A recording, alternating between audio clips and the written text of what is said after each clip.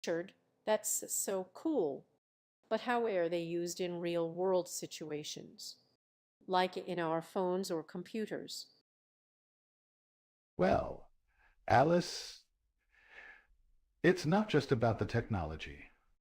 It's also about our understanding of the principles behind it and the intelligence that goes into designing these systems. That's a great point, Alan.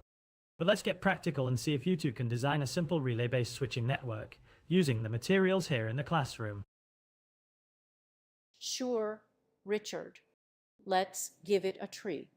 What materials do we have to work with? Alice, I think you should start by identifying the components you need and then connect them according to the logic of the network. Good job, guys.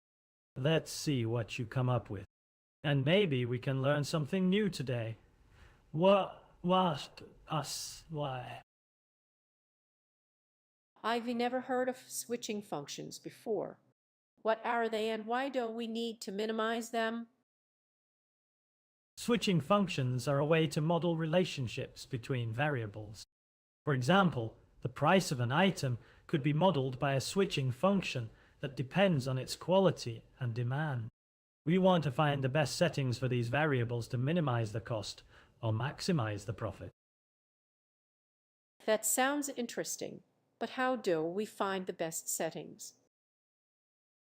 There are various techniques to minimize switching functions, such as gradient-based methods and constrained optimization. We can use these tools to find the optimal settings for our example. This reminds me of how we perceive reality. Are the settings of the variables fixed or changing? How do we know what is real if everything depends on our perspective?